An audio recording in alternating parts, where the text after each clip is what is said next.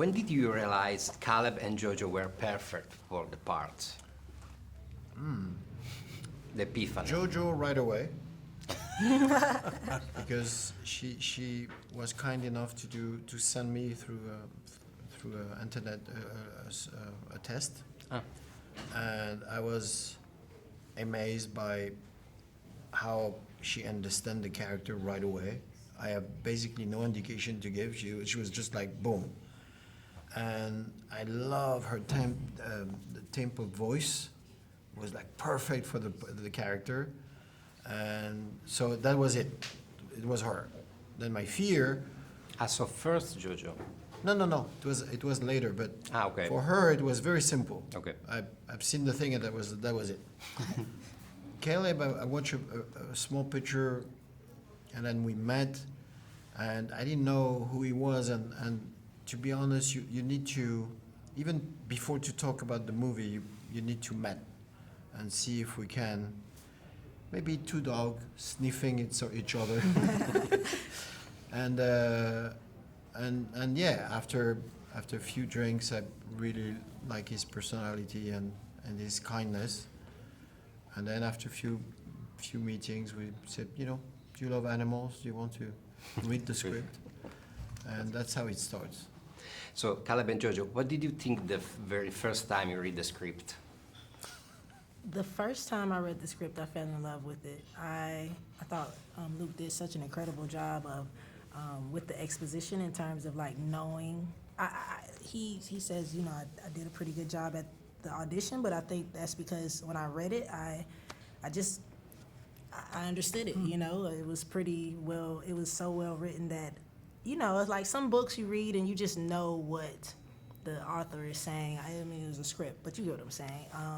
When I read the script, I found it endearing, and I really connected with the character. And I don't know, I just, based off of what I knew about Caleb as well from his previous projects that I've seen him in, I kind of was like, he's gonna go weird with this. I was like, I need to not be that. I need to be the opposite of what I think he's gonna bring to the character. And he exceeded my expectations, went far beyond. I didn't know what to expect, but I know he's a very intricate act.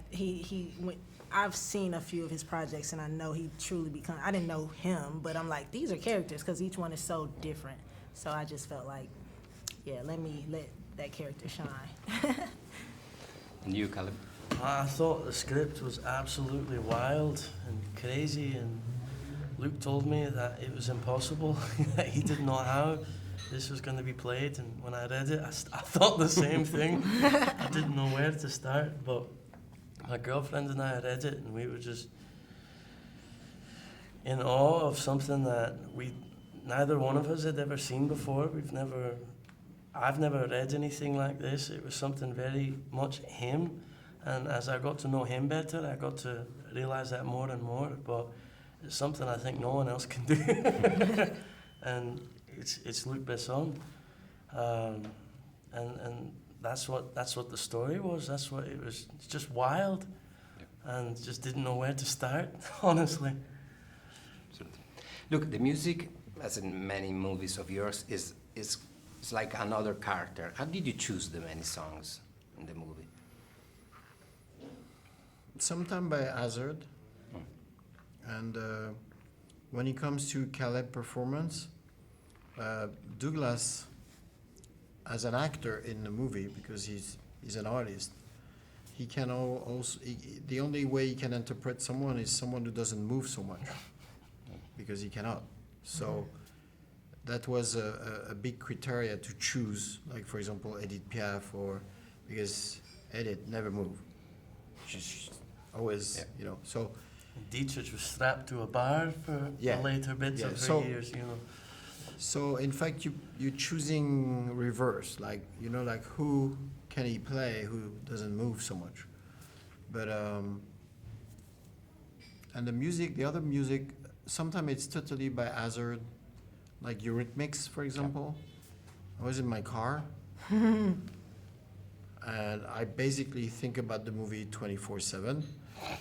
And then they went on the radio, and I'm listening the words, you know, someone to abuse you and be abused and everything, I say, oh my God, that's for me. And I must say that we call them, and Eileen Lennox say yes, very kindly, and I just want to thank her because she asked, what is the project? And I say, oh, it's Luc Besson. She said, oh, okay. So thanks to her. And yeah, sometimes it's Yep. sometimes it's a hazard. Yeah, absolutely. Just last very short question to Caleb and Jojo. What's your favorite Luc Besson movie? Apart. Okay, I'm leaving. The Fifth Element for me, for sure. I used to, when I would go visit my dad, we would go to Blockbuster. Well, it wasn't Block, it was like the local video place, something like Blockbuster. Don't say when I was 5, okay? Oh, no. I was old enough to remember the movie. And I was, it stood out to me, and Luke and I discussed this, that there was a black president in the film. Thankfully, we didn't have to wait till flying cars to actually get a black president in America. But that really resonated with me because not only was he black, but Tiny was so regular. He looked like he could have been from my neighborhood,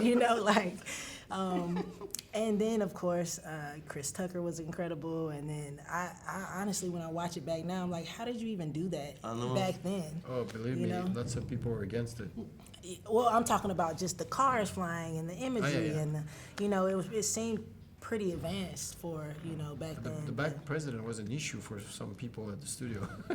Yes, I can imagine. I said, no, that's the guy I want. Yeah. I think that's incredible. You told me the story about going to the movie theater in Texas, and the guy was not feeling it at all. We made a test in Texas, and when the guy they announced the president, and it's a black president, the guy just said, let's get the fuck out of here. And he just left. Texas, Yeah, well, But there's some good things boys about in yeah. Texas. Oh, yeah. But that's definitely my favorite movie. I could watch The Fifth Element, especially when the blue lady starts singing. Oh my God, you love opera, huh? I'm thinking like, wait a minute, you love a singing part. Yeah, it's the emotion. The emotion. It was so The emotional. emotion sometimes. Yeah, it's just overall that film is perfect. It's beautiful to me, And it's fun. and it's fun, funny, action. Sorry, I'm taking over your time. I watched The Big Blue not that long ago. I think that's probably my favorite that I've seen. Thank you very much. Grazie.